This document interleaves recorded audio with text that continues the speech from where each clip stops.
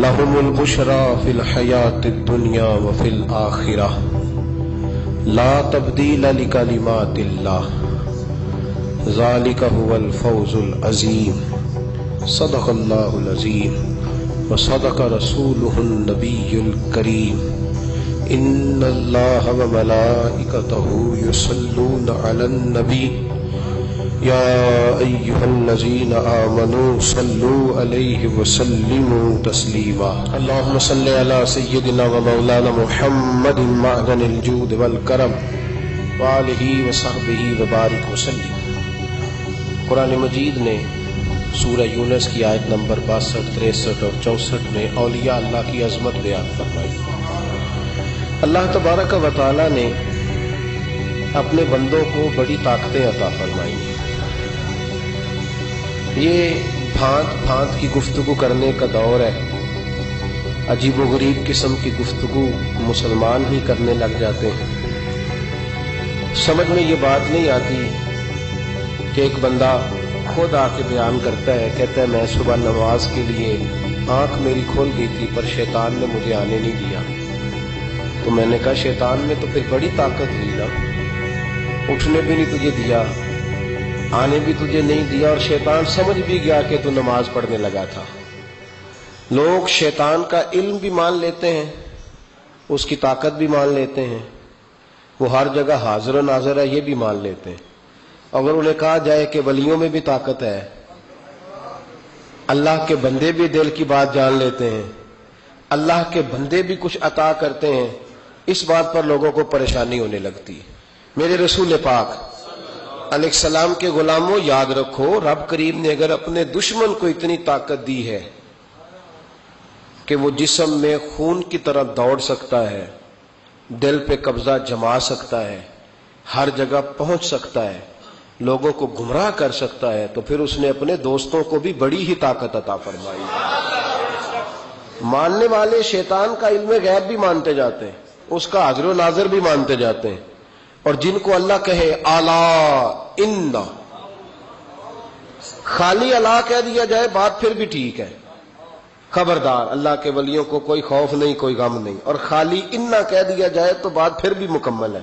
بے شک اللہ کے ولیوں کو کوئی خوف نہیں اور نہ وہ غمگین ہوں گے، لیکن اللہ بیان کرنے لگا نا ولیوں کی شان، اس کو پتا تھا کہ لوگ بڑی بڑی باتیں کریں گے تو دو جملے کہے، الا بھی کہا اور انا بھی کہا۔ الا خبردار، انا اولیاء اللہ ہے، خبردار بے شک جو اللہ کے ولی ہیں، لا خوف علیہم، ان پر کوئی خوف نہیں، ولا ہم یحزنون، اور نہ وہ غمگین ہوں گے۔ اللہ کے ولیوں کو کوئی خوف نہ وہ غمگین ہوں گے، اللہ کے ولیوں کو۔ اب اللہ تعالیٰ کو یہ بھی پتا تھا کہ سب نے لکھوا لینا ہے کہ میں بھی دم درود کر لیتا ہوں، مالک یہ بھی جانتا ہے کہ جو بیماریاں نہیں پیدا ہوئی وہ بھی پیر صاحب نے لکھ کے لگا دینی ہے کہ ان کا بھی علاج کرا لو، ان کا بھی تعویذ ملتا ہے۔ اور بات جب اس آیت کی ہونی ہے نا الا ان اولیاء اللہ ہے، تو وہ جاہل آدمی نے بھی اپنی بات کو سیدھی کرنی ہے کہ میری بات ہو رہی ہے۔ تو رب کریم نے بتایا کہ ولی ہوتا کون ہے، فرمایا الذین آمنوا، ولی وہ ہے جو ایمان لائے، وکانوا یتقون، اور جنہوں نے پرہیزگاری اختیار کی۔ پرہیزگار نیکی کرنے والے کو نہیں کہتے، پرہیزگار گناہ سے بچنے والے کو کہتے ہیں۔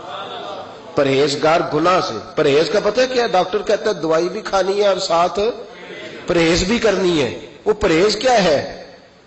وَكَانُوا يَتَّقُونَ، پرہیزگار اس کو کہتے ہیں جو گناہ نہ کرے۔ یہاں تو کہتے ہیں میرے اصحاب جی بڑی گالیاں نکالتے ہیں، اور میں نے کہا شرم کار، حضرت صاحب کو بتا، جا کے ان کو بتا کہ نبی پاک علیہ السلام نے فرمایا مومن کو گالی دینا فسق ہے، اعلانیہ گناہ ہے۔ تیرا مرشد اعلانیہ گناہ کر رہا ہے اور تو فخر سے بتا رہا ہے، یہ شرم والی بات ہے۔ پیر صاحب کو سمجھا جا کے، پاگل ہو گیا پیر صاحب، عقل سے خالی ہو گئے، جاہل مطلق ہے، اسے پتہ ہی نہیں کیا کرنا۔ اب تو لوگوں نے کرامت کا عجیب و غریب حال کر دیا نا۔ میرے حضرت صاحب نے 1 سال ہو گیا کرتا نہیں پہنا، میں نے کہا نبی پاک تو بڑا لمبا کرتا پہنتے تھے، حضور جب بیٹھتے تھے تو آپ کی مبارک وجود اس کرتے کے اندر سارا سمٹ جاتا تھا، سرکار سمیٹ لیتے تھے، تو حضور تو لمبا کرتا پہنے، تیرے پیر نے 6 سال ہو گئے نہیں پہنا۔ اس کو سمجھا کہ کرتا پہننا حضور کی سنت ہے، یہ نبی پاک کا طریقہ ہے۔ اور اگر مجذوب ہونا ہے تو صحیح کر کے ہو. پھر روٹی وہ زمین پہ کھاتا ہے, نماز عرش پہ پڑھتا ہے. نوٹوں کا اسے پتا ہے 100 والا کون سا ہے اور 1000 والا کون سا ہے, اور جب نماز کی باری آتی ہے تو مجذوب ہو جاتا ہے. تو یہ دھوکہ دہی ہے, اس کا اسلام سے کوئی تعلق ہے. آپ دھوکے کا شکار نہ ہو. الذین آمنوا وکانوا یتقون, جو ایمان لائے اور جنہوں نے تقوی اختیار کیا وہ اللہ کے ولی ہیں. جو ایمان لائے تو یا اللہ پھر انہیں ملے گا کیا؟ فرمایا لہم البشریٰ فی الحیات الدنیا, ان کے لیے خوشخبری ہے دنیا کی زندگی میں, وفی الآخرہ, اور آخرت کی زندگی میں. لا تبدیل لکلمات اللہ, اللہ کی باتیں بدلا نہیں کرتی. اللہ کو کوئی ضرورت نہیں یہ بات کہنے کی. مجھے ضرورت ہے یہ کہنے کی کہ یار ذرا میرا یقین کرنا, آپ کو ضرورت ہے کہنے کی کہ یار ذرا میرا, میں بدلوں گا نہیں. بندوں کو ضرورت ہے پر اللہ کو ضرورت, حالانکہ خالی اللہ سے بھی کام چلتا ہے اور خالی انا سے بھی کام. اس کا مطلب ہے ولیوں کی شان کوئی بڑا ہی ضروری کام ہے. 2 جملے لائے اور آگے بھی مفسرین کہتے ہیں ضرورت نہیں اللہ کو ثابت کرنے کی کہ میں باتیں بدلتا نہیں, اللہ بھی کبھی بدلا ہے. لیکن فرمایا میرے ولی, ان کو خوف نہیں ہوگا, غم نہیں ہوگا, جنت میں بھی خوشخبری, دنیا میں بھی خوشخبری, قبر میں بھی خوشخبری. یہ کہہ کے کہتا ہے لا تبدیل لکلمات اللہ, میری باتیں بدلا. یا اللہ اتنی پک نہ کرا, ہمیں پتا ہے تیری نہیں بدلتی. فرمایا بات میرے دوستوں کی ہو رہی ہے نا. لا تبدیل لکلمات اللہ, اللہ کی باتیں بدلا. اور خود فرمایا ذالک ھو الفوز العظیم, یہ جو میرے ولی ہیں نا اور یہ جو انہیں ملا ہے, فرمایا یہ بہت بڑی کامیابی, یہ بہت بڑی. ہم ولیوں کا عرس مناتے ہیں. عرس, لوگ بڑے پریشان ہوتے ہیں. بعض احباب کہتے ہیں عرس نہیں منانا چاہیے. بھئی کیوں نہیں منانا چاہیے؟ سنو, عرس کا لفظ کہاں سے آیا. آپ نے جلدی جلدی میری باتیں سمجھنی ہے, مضمون زیادہ ہے, وقت تھوڑا ہے, آپ کو اٹھانا جگانا نہ پڑے, اور ایک ایک بات آپ نے فٹافٹ یاد کرتے جانا ہے, تاکہ نا وہ جو ہر سال آپ کو سوالوں کے جواب دینے پڑتے ہیں نا, ایک دفعہ یاد ہو جائیں آپ کو. یہ جمعہ اس طرح پڑھا کریں آپ حضرات جیسے بندہ سبق پڑھنے آتا ہے, تاکہ اسے سبق صحیح کر کے یاد ہو جائے. نبی پاک علیہ السلام نے فرمایا جب میرا مومن جب قبر میں جاتا ہے تو فرشتے 3 سوال پوچھتے ہیں. من ربو کا, تیرا رب کون ہے؟ ما دینو کا, کس مذہب کا ماننے والا ہے؟ ما کنت تقول فی حق ھذا الرجل, بتا دنیا میں مصطفیٰ کے بارے میں کیا کہتا تھا, ان کے بارے میں تیرا عقیدہ کیا تھا؟ بھئی ہم نے تو کھل کے کہنا ہے, ہم کہا کرتے تھے بلغ الغلام کمال. بچے کو آتا ہے, ہم نے کہنا ہے بلغ الغلام کمال کشف الدجى بجمالہ حسنت جمیع خصالہ, کیونکہ صلو علیہ. ہمیں تو یاد ہے, رٹا لگا کے یاد کیا ہوا ہے. سوتے ہوئے کو بھی ذرا چھیڑ دینا کوئی بلغ الغلام تو سارا سنا دیتا ہے. سوئے سنی کو بھی یاد ہے, بالکل سویا ہوا اس کو بھی یاد ہے, تو ہم نے تو کہہ دینا ہے. وہ ڈھونڈتے پھریں گے کہ میں کہا کرتا تھا حدوں میں رہنا چاہیے, اتنی بات کرنی چاہیے, اتنی نہیں کرنی چاہیے. ہمیں تو یاد ہے. ہمارے تو آپ یقین کریں بڑی سادی سی بی بی سے کبھی پوچھیں کہ کوئی نعت شاعت آتی ہے تو وہ بھی کہہ دیتی ہے تیرا کھاوا تے تیرے گیت گاوا یار. بالکل ان پڑھ سادی, بالکل یہ بات اسے بھی یاد ہے. اور آپ یقین کریں ہمارے تو بوڑھوں کو, دیہاتیوں کو بھی حضرت حلیمہ کی ساری باتیں آتی, سارا انہوں نے تو کہہ دینا ہے بلغ الغلام کمالہ کشف الدجى بجمال حسنت جمیع خصال صلو علیہ. فرمایا جب صحیح جواب دے گا نا 3 سوالوں کا تو فرشتے کہیں گے نم کا نومت العروس, حدیث مشکات ہے. فرشتے اس بندہ مومن سے کہیں گے یوں سو جا جس طرح پہلی رات کی دلہن سوتی ہے. نم کا نومت العروس, خوشیاں سمٹی ہوتی ہیں اس کے دامن میں. آج نا اس کی سوچ پرواز کا وہ کہیں پہنچ گئی ہے, اس کا ایک معیار بن گیا زندگی کا. وہ بات کو تکلف میں نہ لینا, اس کا حسن لینا. جس کو پتہ چل جائے میں سہاگن ہو گئی, جس کو پتہ چل جائے میں سہاگن ہو گئی, اس کی پرواز ہوتی ہے بلندی کی کہ میرا اب کوئی گھر ہے, میں اب ایک مکمل زندگی گزارنے والی ہوں. بھائی فرمایا فرشتے کہتے ہیں نم کا نومت العروس, اس طرح سو جا جس طرح پہلی رات کی دلہن سوتی ہے, کیونکہ اس سے اس کے دلہا کی ملاقات ہے. ولی سے بھی کہا جاتا ہے سو جا, آج تیری رب رسول سے ملاقات ہے. وہ اس عروس سے لفظ عرس نکلا ہے, اس عروس سے لفظ اس کا لغوی معنی شادی کے. ہم ہر سال عرس مناتے ہیں گویا وہ دن مناتے، گویا وہ دن مناتے. یاد رکھنا، گویا ہم وہ دن مناتے ہیں جس دن ولی اللہ کی نبی پاک سے ملاقات ہوئی. ہم ہر سال وہ، میری بات کی سمجھ آ گئی آپ کو؟ عرس والا لفظ کا مسئلہ حل ہو گیا. اب آگے چلے. کہتے ہیں ہر سال کیوں مناتے ہو؟ پڑھ لو امام فخر الدین رازی کو، پڑھو حضرت امام خازن کو، تمام تفاسیر پڑھیں، تمام. نبی کریم سید عالم صلی اللہ تعالی علیہ وآلہ وسلم ہر سال شہدائے احد کے مزاروں پہ جاتے. حضور ہر سال شہدائے احد کے مزاروں پہ ہر سال حضور جاتے. قریب تھا نا احد کا پہاڑ، مہینے کے بعد چلے جاتے. ہر روز جاتے کو منع تو نہیں نا بھائی، لیکن نبی پاک کیا کرتے؟ ہر سال جاتے. حضور کا وصال ظاہری ہوا تو حضرت ابو بکر صدیق بھی ہر سال جاتے. جناب صدیق اکبر کا وصال ہوا تو حضرت عمر بھی ہر سال جاتے. حضرت عمر کے بعد جناب عثمان غنی بھی ہر سال جاتے. حضرت عثمان کے بعد مولا علی بھی ہر سال جاتے. حضرت عمر بن عبدالعزیز کہتے ہیں میں نے جب یہ طریقہ پڑھا تو میں بھی ہر سال جاتا. کہتے ہیں ایک سال نہیں گیا تو حضرت امیر افضا میری خواب میں آ گئے، کہنے لگے پکا یارانہ لگا کے پھر چھٹی نہیں کرنی چاہیے، تو ہے ہی نہیں یار، تو پہنچا ہی نہیں. اور بھائی احد کے شہید جو تھے وہ تو بخشے ہوئے، ان کو تو قرآن کہتا ہے وَلَا تَقُولُوا لِمَن يُقْتَلُ فِي سَبِيلِ اللَّهِ أَمْوَاتٌ.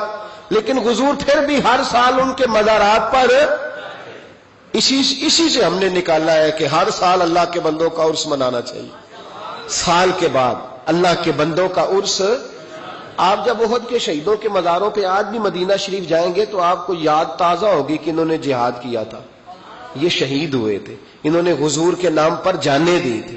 جب سال کے بعد داتا صاحب کا عرس آتا ہے تو یاد بھی آتا ہے کہ یہ شہزادہ غزنوی سے چلا، گھر چھوڑا، کاروبار چھوڑا، بال بچے چھوڑے، رشتہ دار چھوڑے، کوئی نہیں تھا داتا صاحب کا لاہور میں. راوی کے کنارے 1000 سال پہلے جب لاہور میں آبادی بھی کوئی نہیں تھی، داتا علی اجمیری آ کے بیٹھے، پتے کھایا کرتے تھے. کہتے میں درختوں کے پتے کھاتا، راوی کا پانی پیتا. لوگ کہتے علی اجمیری گزارا کیسے ہوگا؟ فرمانے لگے جس رسول کے دین کے لیے آیا ہوں وہ مدد بھی فرما دیں گے. جب سال کے بعد ان کا عرس منایا جاتا ہے تو ان کی خدمتیں یاد آتی ہیں نا.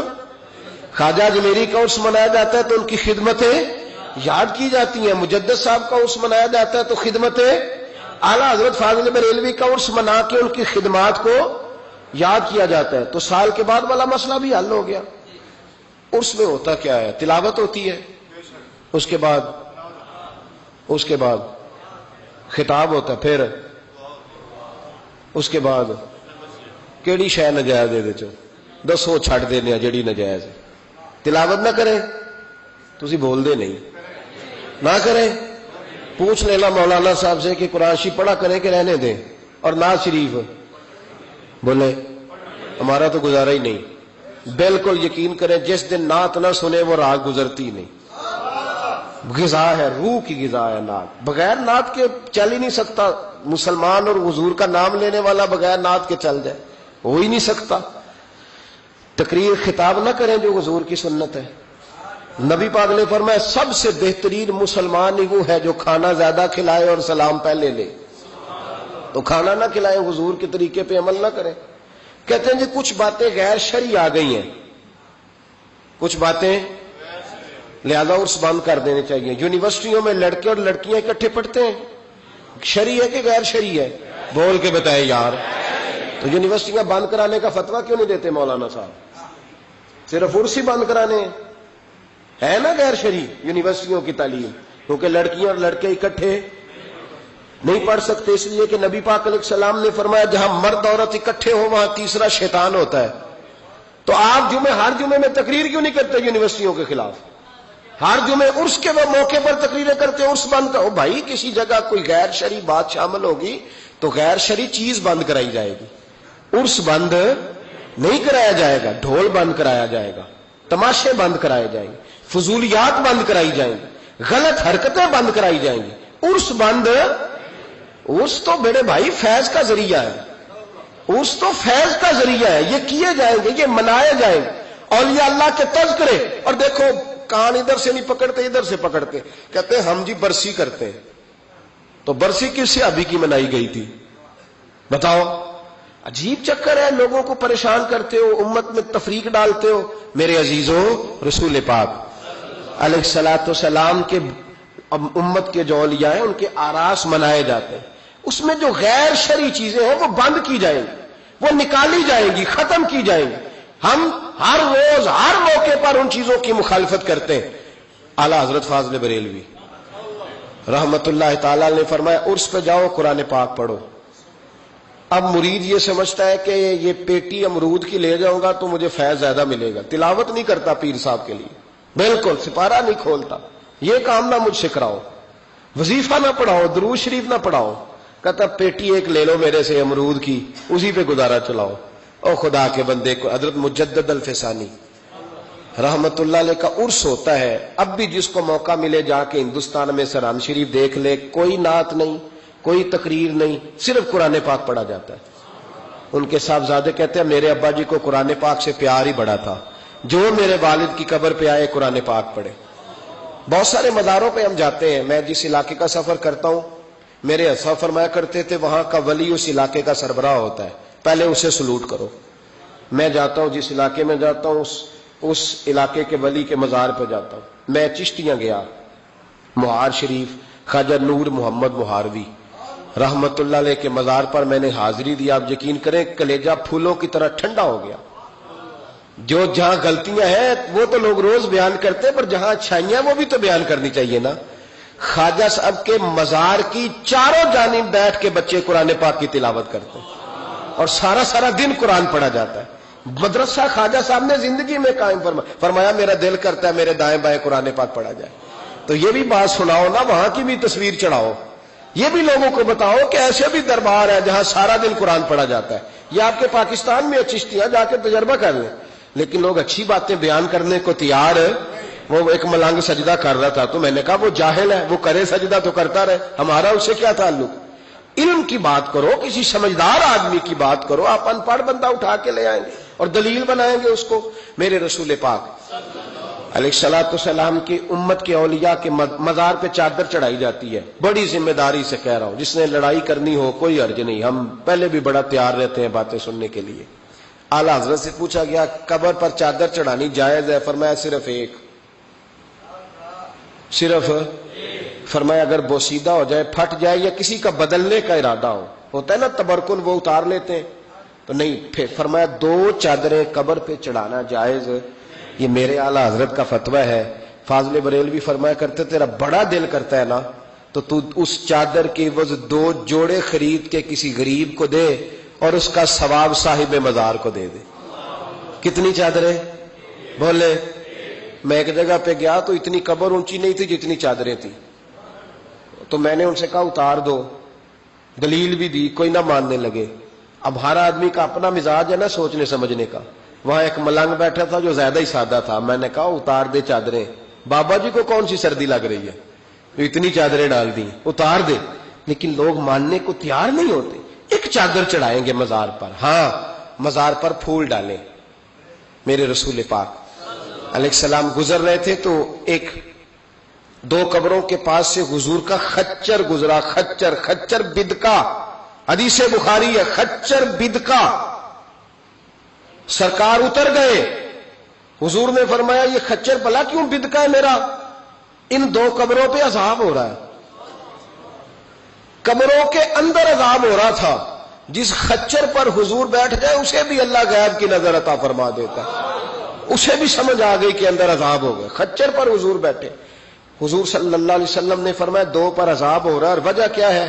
ایک بندہ پیشاب کے چیٹوں سے نہیں بچتا تھا، دوسرا غیبت کرتا تھا، لہذا عذاب ہو رہا ہے۔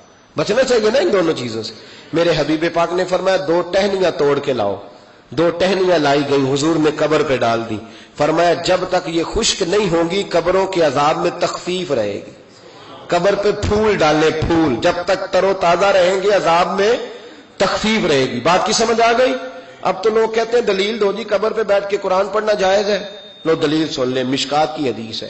میں نے کہا تھا جلدی جلدی میں آپ کو ساری باتیں، مضمون یہ بڑا طویل ہے، ہر پہلو پر بات کھول کے کی نہیں جا سکتی۔ قبر پر کھڑے ہو کے قرآن پڑھنا یا تلاوت کرنا یا اصحال ثواب، سنو مشکات میں حدیث ہے، کتاب الایمان میں رسول پاک پڑھیے درود شریف صلی اللہ تعالی علیہ وسلم۔ حضور صلی اللہ علیہ وسلم نے حضرت سعد بن معاذ کا جنازہ پڑھایا، پھر حضور قبر پہ کھڑے ہو گئے اور نبی پاک تسبیح پڑھنے لگے، سبحان اللہ والحمد للہ ولا الہ الا اللہ واللہ اکبر۔ پھر حضور نے پڑھا سبحان اللہ والحمد للہ ولا الہ الا اللہ واللہ اکبر۔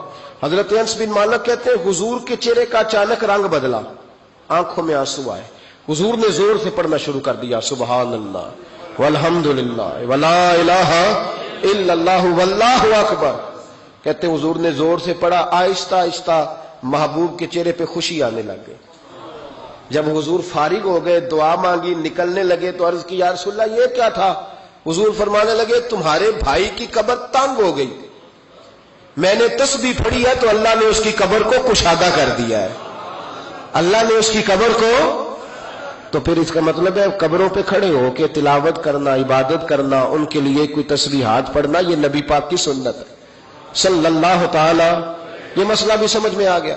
اب آگے چلتے ہیں، کہتے ہیں جی ختم، پھر آخر میں ختم شریف ہی رہ جاتا ہے تو وہ ختم شریف نہ پڑھیں۔ اگر آپ مجھ سے میرا چھوٹا سا تجربہ پوچھیں نا، تجربے کی بات یہ ہے کہ اب ختم نہ دلانا فیشن ہے،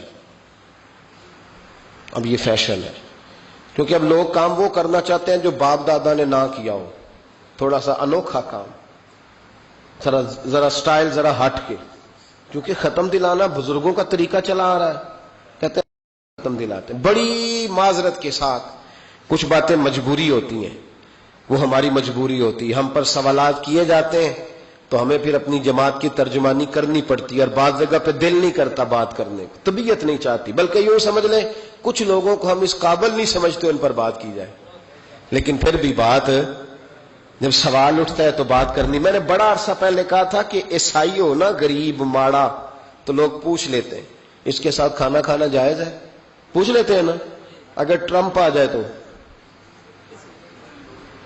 جی وہ بھی صحیح ہے کہ نہیں؟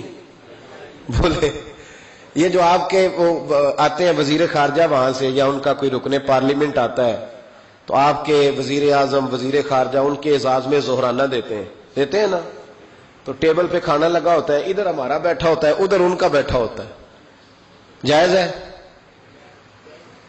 پوچھا کسی نے مسئلہ؟ کیوں؟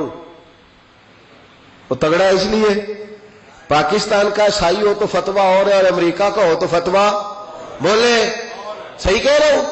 امریکہ والے عیسائی ہیں کہ نہیں؟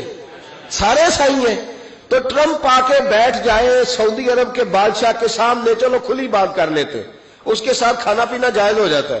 اور اگر عیسائی ماڑا ہو، پاکستان کا ہو، مزدوری کرتا ہو، پھر سارے لوگ پوچھتے ہیں نا مسئلہ کہ حضرت صاحب عیسائی سے کھانا جائز ہے، تو میں نے کہا بھائی ٹرمپ کے ساتھ بھی کھانا ناجائز ہے، ناجائز ہے کیونکہ اسے پاکی پلیدی کا نہیں پتا، جن چیزوں کو آپ ناپاکی سمجھتے ہیں ان کو خبر ہی نہیں کیا کرنا ہے۔ ہوتا یہ ہے کہ جب اب دیکھیں نا، کچھ عرصہ پہلے لاہور میں ایک بڑا جنازہ ہوا تھا، وہ لوگ جو کہتے ہیں نماز جنازہ کے بعد دعا نہ کرو حرام ہوتی ہے، یعنی پہلے تو کہتے تھے ولیوں سے نہ مانگو، اب کہتے ہیں اللہ سے بھی نہ مانگو، یعنی جنازے کے بعد دعا یعنی اللہ سے بھی نہ مانگو۔ تو پہلے عام آدمی کے لیے فتویٰ اور تھا، لیکن اگر سابقہ وزیر اعظم کی بیوی کا جنازہ ہو تو پھر فتویٰ پھر کیسے جائز ہو گئی؟ اب دعا جائز ہے؟ یہ ظلم ہے، یہ امت کے ساتھ یہ زیادتی ہے۔ ابو داؤد کی حدیث ہے، رسول پاک علیہ السلام نے فرمایا جب تم جنازہ پڑھ لو تو فخلصوا لہ الدعاء، پھر مرنے والے کے لیے مخلص ہو کے دعا مانگو۔ مانگنی چاہیے نا، لوگ افتراق پیدا کرتے ہیں، فرق نہ، یہ درست نہیں ہے۔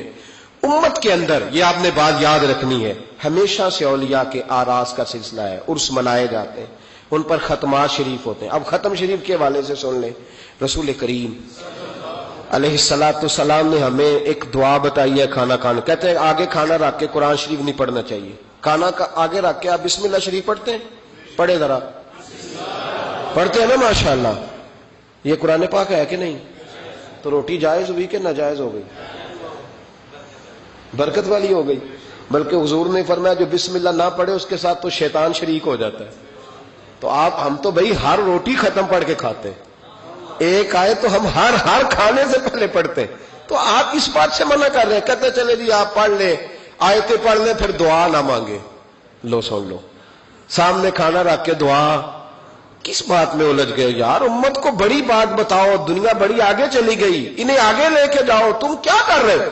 کہنے لگا جی دعا نہ مانگے. توجہ کرنا میری بات پہ, کھانا آگے رکھ کے نہ مانگے. تو میں نے کہا تو سائڈ پہ رکھ کے مانگ لیا کر, کھانا دور رکھ لیا, دعا یہاں مانگ لی. ہمیں کوئی اعتراض, لیکن مانگا کر, دعا مانگا کر. اب حدیث مسلم سن لے, صحیح مسلم کی حدیث ہے. رسول کریم علیہ السلام کے صحابہ تبوک سے واپس آ رہے تھے, اور وہ سینکڑوں میں نہیں ہزاروں میں تھے. کھانا ختم ہو گیا, پانی بھی ختم ہو گیا. صحابہ کرام نے مشورہ کیا اب اس طرح کرتے ہیں, ایک ایک اونٹ ذبح کرتے ہیں, ذبح کر کے اونٹ پکانا شروع کرتے ہیں. ختم شریف کی بات عرض کر رہا ہوں, کیونکہ اب ختم ہو گیا. سارے جمع ہو کے حضرت عمر کے پاس گئے, کہنے لگے حضور اس طرح کریں, ہم ایک ایک اونٹ اب ذبح کریں گے اور اسے کھائیں گے. حضرت عمر فرمانے لگے اونٹ ذبح کر لو گے تو سواری کس پہ کرو گے؟ کہ حضور پھر کیا کریں؟ فرمایا جتنا جتنا کھانا تمہارے پاس ہے نا میرے پاس لاؤ. کسی کے پاس اتنی سی کھجوریں تھیں, کسی کے پاس آدھا کلو سرکہ تھا, کسی کے پاس چند بچے ہوئے ٹکڑے تھے. سارا کچھ حضرت عمر کے پاس لائے. جناب عمر نے اپنی چادر میں, اپنے صافے میں سارا کچھ باندھا, سیدھے دروازہ رسول پہ پہنچ گئے. نبی کریم علیہ السلام کے آگے کھانا رکھ کے, آگے لنگر رکھ کے حضرت عمر کہنے لگے یا رسول اللہ ذرا برکت کی دعا کر دے. ہزاروں میں لشکر ہے. یہ نظریہ ہے جناب عمر فاروق کا, یہ طریقہ ہے حضرت عمر کا. نہ اس طرح کرو, امت کو نہ لڑاؤ. میرے رسول کریم علیہ السلام کے غلام نے, حضرت عمر نے کھانا آگے رکھا تو حضور مسکرائے. وہ حضور کہنے لگے عمر تو طے تک ہی پہنچ گیا ہے. حضور مسکرائے اور مسکرا کے محبوب نے ہاتھ اٹھائے, دعا فرمائی. حضرت عمر کہتے ہیں جب میں اٹھا کے لے گیا تو وزن اس کا اتنا ہی تھا, جب میں لایا تھا جتنا وزن تھا وزن بعد میں بھی اتنا ہی تھا. فرماتے میں نے وہ کھول دیا, اتنا سا کھانا تھا. میں نے کہا لو بھی کھاتے جاؤ. کہنے لگے ہزاروں کے لشکر نے کھا لیا, کھانا پھر بھی بچ گیا. فرمانے لگے واپس مدینے آنے تک ہم کھاتے رہے پر وہ کھانا ختم نہیں ہوا. یہ ہے کھانا آگے رکھ کے دعا کرنے کی برکت. یہ ہے کھانا آگے رکھ کے, یہ دعا کرنے کی برکت ہے. کھانا آگے رکھ کے. درویشوں کا لنگر کبھی ختم نہیں ہوتا. درویشوں کا لنگر کن کا میں کن فصلہ ٹے کن ہووے بخت سولا, دنیا آوے کھا کھا جاوے راضی ہووے بلا. درویشوں کا کبھی لنگر ختم تو جاری رہتا ہے. ان کے آستانوں پہ ہمیشہ لنگر ختم شریف پڑھنا, اصال ثواب کرنا, یہ ہمارا طریقہ ہے. اب کہتے ہیں جی فیض کیا ہوتا ہے؟ ادھر دیکھو میری طرف. حضرت سلیمان بن بشار رحمت اللہ علیہ فرماتے ہیں مجھے ایک عورت کہنے لگی میرے ساتھ منہ کالا کرو. فرماتے میں بھاگ گیا. میں نے کہا میں نے اپنی نظر ہمیشہ پاک رکھی ہے, میں اپنی جوانی آلودہ نہیں کر سکتا. کہتے میں دوڑا گیا, جا کے میں لیٹا. یہ مخالفین نے بھی اپنی کتابوں میں بات لکھی ہے. جا کے میں لیٹا, تھک گیا تھا دوڑ دوڑ کے. جب میں لیٹا تو مجھے خواب میں حضرت یوسف علیہ السلام سے ملاقات ہوئی. کہنے لگے اٹھ میرے سینے سے لگ, تو نے حضور کا امتی ہو کے وہ کام کیا ہے جو میں نے نبی ہو کے کیا تھا. آپ جس سے جو تعلق رکھتے ہیں نا وہ تعلق بن جاتا ہے, وہ تعلق بن جاتا ہے. یاد رکھیں مزار والے اولیاء اللہ سے, آپ حضرت یوسف مزار میں تھے نا اس وقت. چلے آپ کو حدیث سنا لیتے ہیں, چونکہ میرے مرشدان عالی مرتبت کے آراز چل رہے ہیں تو میری طبیعت بڑی اشاش بشاش ہے. میں تھوڑا سویا ہوں, رات پورا نہیں سو سکا, پر پھر بھی نہ طبیعت پہ کوئی تھکن ہے نہ آنکھوں میں کوئی تھکن ہے. طبرانی میں حدیث ہے, اور حدیث کے راوی مولا علی شیر خدا ہے. حضرت مولا علی شیر خدا کہتے ہیں ہم حضور کی بارگاہ میں بیٹھے تھے, ایک بدو آ گیا دیہاتی. نبی کریم علیہ السلام اس سے فرمانے لگے یار کدھر آیا ہے؟ کہنے لگا حضور زیارت کرنے. حضور کا دریائے کرم جوش میں آ گیا. جب آ گئی ہیں جوش رحمت پہ ان کی نظریں, پھر جلتے بجھا دیے, پھر روتے ہنسا دیے. نبی کریم علیہ السلام نے فرمایا اس سے, دیکھنا حضور نے خود فرمایا, خود نبی کریم. حضور فرمانے لگے چل تو آ ہی گیا ہے نا, اس طرح کر کچھ مانگ لے, اب تنگی یہ داماں پہ نہ جا, اور بھی کچھ مانگ ہے. آج وہ مائل بکرم, اور بھی کچھ مانگ. اور کون دیتا ہے دینے کو منہ چاہیے, دینے والا ہے سچا ہمارا. چل مانگ لے کچھ. کہنے لگا حضور واقعی مانگ لوں؟ دیہاتی تھا نہ بدو تھا، یہ جو سوچ سوچ کے چلتے ہیں نا بیچارے اسی طرح رہ جاتے ہیں۔ کہا واقعی حضور نے فرمایا تجھے شک ہے کوئی؟ کہا جو ہے مانگ لے۔ بندہ بدو تھا، بس لمٹ ہی تھوڑی تھی، تھوڑی لمٹ تھی۔ حضور نے فرمایا مانگ۔ کہنے لگا حضور میں نے سفر کرنا ہے، مجھے ایک اونٹ دے دے۔ حضرت علی کہتے ہیں میں نے کہا تجھ پہ افسوس، ہمارا خیال تھا تو جنت کی ٹکٹ مانگے گا، ہمارا خیال تھا تو ماں باپ کو، تو نے اونٹ ہی مانگا ہے بس۔ حضرت علی فرماتے وہ حضرت علی کا بھی خیال ہے کہ حضور سے مانگو تو تھوڑا نہ مانگو، نبی کریم سے مانگو تو کھل کھلا کے مانگو، جب حضور سے مانگو کھل کھلا کے مانگو۔ حضرت علی شیر خدا کہتے ہیں وہ اسی پہ اڑ گیا۔ حضور مسکرائے، گویا حضور نے بھی کہا یار تو نے مانگا کیا ہے؟ میرے محبوب نے ایک اور کرم فرمایا، کہا چل اونٹ تجھے دیا، کچھ اور بھی مانگ لے، چل کچھ اور، اب تنگی یہ دام پہ نہ جا، اور بھی کچھ مانگ ہے آج وہ مائل باتا، چل مانگ اور۔ حضرت علی کہتے ہیں میں نے کہا اب سیانا بنے گا، اب یہ کہے گا حضور 7 نسلوں کی جنت، تو حضور نے فوراً عطا کر دینی ہے۔ اب یہ کہے گا یا رسول اللہ جتنے بیٹھے سب کے لیے اعلان کر دے دوزخ سے آزادی کا، جتنے میری نسل میں لوگ ہیں سب کے لیے اعلان ہو جائے گا، لیکن وہ وہیں کا وہیں رہ گیا، وہیں کا وہیں، چھوٹے چھوٹے دائرے میں ہی۔ مانگ لے۔ کہنے لگا حضور اور بھی کچھ مانگ لوں؟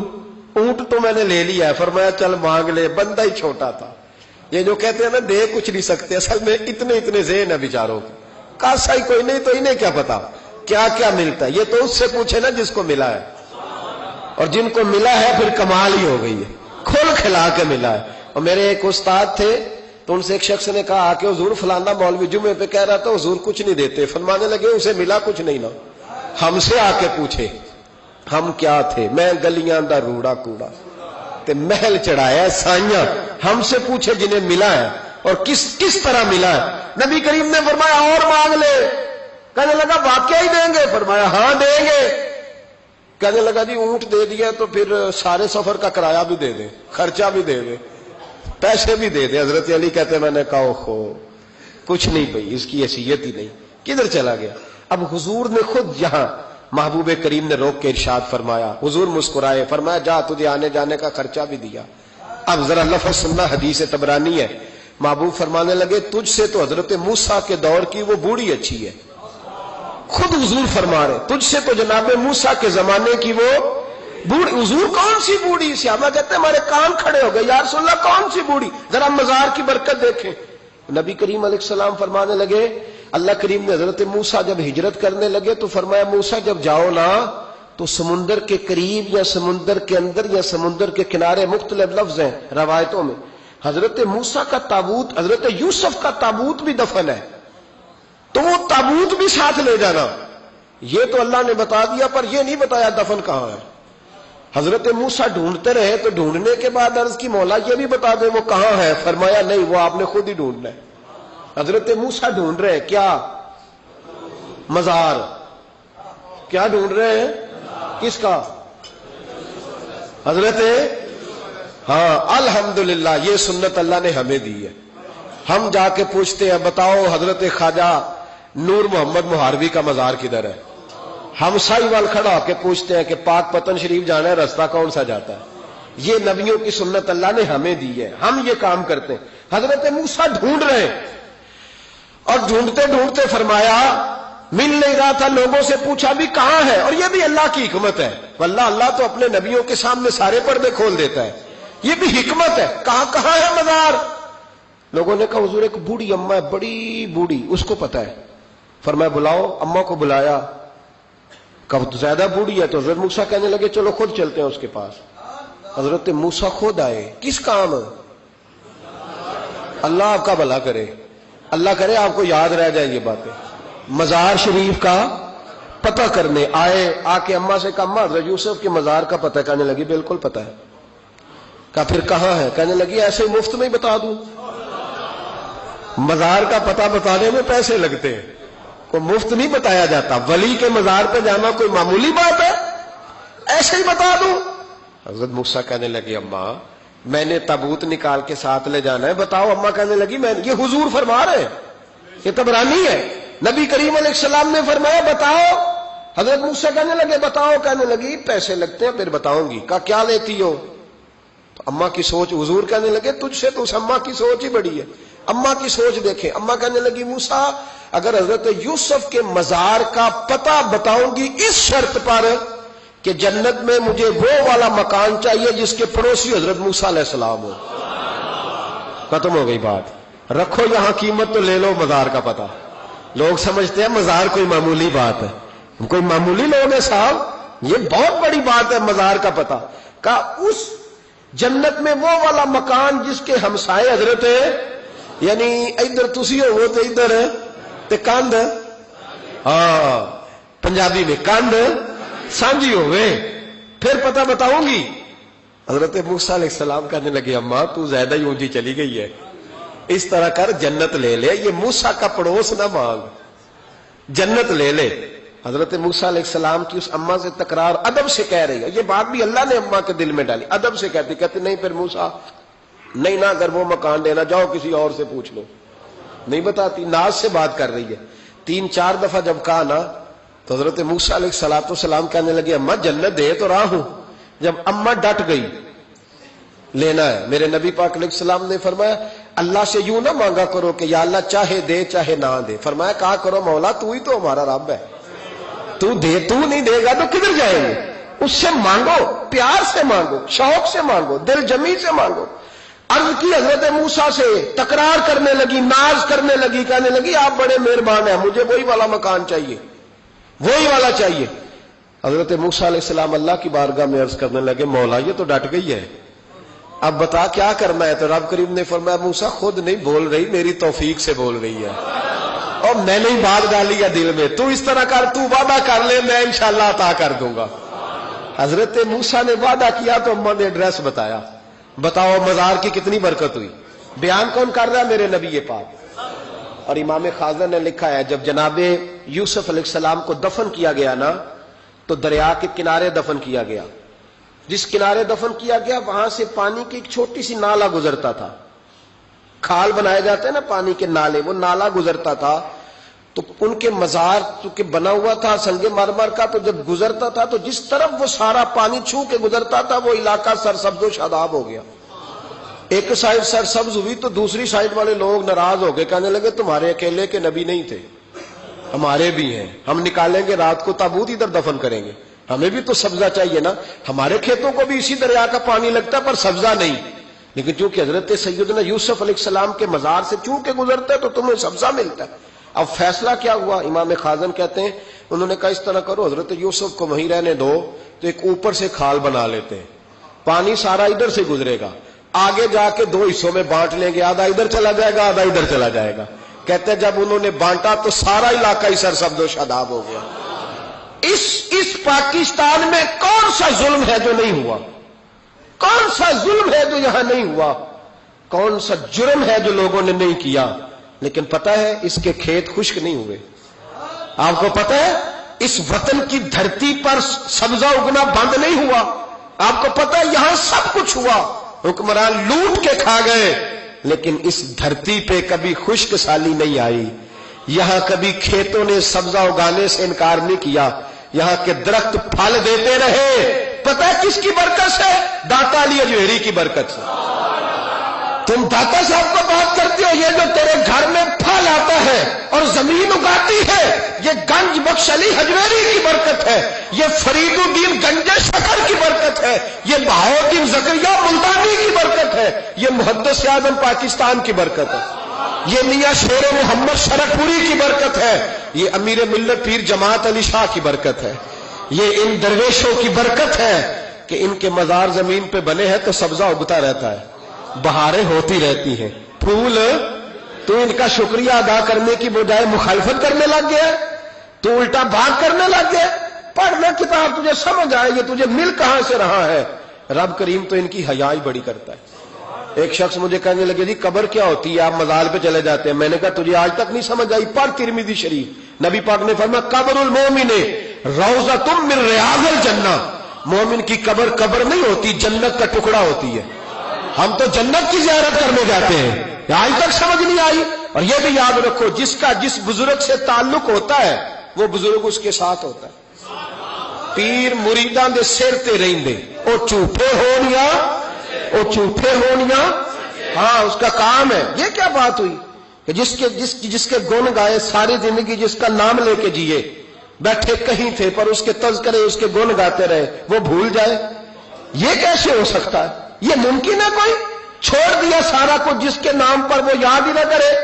سنو اعلیٰ حضرت فاضل بریلوی کے خلفاء سید نعیم الدین مراد آبادی, ملک العلماء مولانا ظفر الدین بہاری, صدر الشریعہ مولانا امجد علی صاحب اعظمی کہتے ہیں کبھی کبھی رات کو اعلیٰ حضرت کے پاس بیٹھے ہوتے تو اچانک اعلیٰ حضرت فرماتے اٹھو جاؤ, لکھنے پڑھنے کا کام ہو رہا ہے, اعلیٰ حضرت فرماتے اٹھو بھی جاؤ کل کریں گے کام. کہتے اتنی کتابیں کھولی, اتنے نوٹس بن گئے, اچانک کہہ دیا جاؤ. ایک دن صدر الشریعہ فرمانے لگے پتہ تو کریں ہمیں نکال کیوں دیتے ہیں؟ یہ 8ویں 10ویں دن یہ کام ہوتا ہے, ساری دال لکھنا لکھانا ہوتا ہے, ترتیب دینی ہوتی ہے. یہ کہتے ہیں جاؤ, وہ خاص بات ہے. یہ خاص باتوں کو بھی خاص بندے ہی سمجھتے ہیں. ہاں خاصا دی گلاما آگے نہیں مناسب کرنی, اور نہیں مناسب کرنی, مٹھی کھیر پکا محمد کتے آگے تر دی. وہ کہتے ہیں میری سمجھ نہیں آ رہی. میں نے کہا تجھے کیسے سمجھائے, تو اس رستے کا مسافر ہی نہیں, تیرے لیے یہی بہتر ہے قالوا سلاما, تجھے نہیں سمجھایا جا سکتا. اعلیٰ حضرت رحمت اللہ علیہ نے ایک رات پھر ایسے کیا, کہنے لگے چلو اٹھو نکلو. کہا حضور کام رہتا ہے, فرمایا کل کریں گے. حضور وہ تفسیری کام کرنا تھا, وہ ترتیب دینی تھی, حوالہ, فرمایا جاؤ ٹھیک ہے جاؤ کل کریں گے. کہتے نکال دیا. ہم نے بھی پروگرام بنا لیا کہ آج پتہ کرنا ہے. یہ نکال کیوں دیتے ہیں؟ آج خبر گیری کرنی ہے. کہتے ہیں سید نعیم الدین صاحب رحمت اللہ علیہ فرمانے لگے جسوسی تو منع ہے پر چلو معافی مانگ لیں گے, یہ جسوسی بھی خیر والی ہے, کریں گے. کہتے ہیں رات فاضل بریلوی نے نکال دیا, اندر سے دروازہ بند ہوا. لکڑی کے جو دروازے ہوتے ہیں نا, ان کی کنڈی لگ بھی جائے نا تو ذرا سا اسے کھول لینا تو سوراخ بن جاتا ہے نا جی. کہتے ہیں وہ نا تھوڑی دیر گزری, اعلیٰ حضرت نے چراغ گل کر دیا, دروازہ اندر سے بند ہو گیا. اچانک دیکھا کہ اندر روشنی ہو گئی, چمک دمک ہو گئی, نور ہی نور ہو گیا. کہتے ذرا دروازے پہ ہاتھ رکھا تو ہم نے عجیب فلسفہ دیکھا کہ کوئی لیٹا ہوا ہے رضائی میں اور اعلیٰ حضرت ان کے پیر دبا رہے اور فرماتے ہیں عربی میں باتیں ہو رہی ہیں دھیمی دھیمی, زبان نے یار من ترکی بگویم, ہاں یار فریدا جے کدی مل پہ سوڑا انہوں دل دا حال سناواں. کہتے ہیں باتیں ہو رہی ہیں دھیمی دھیمی عربی میں, سمجھ نہیں آ رہی.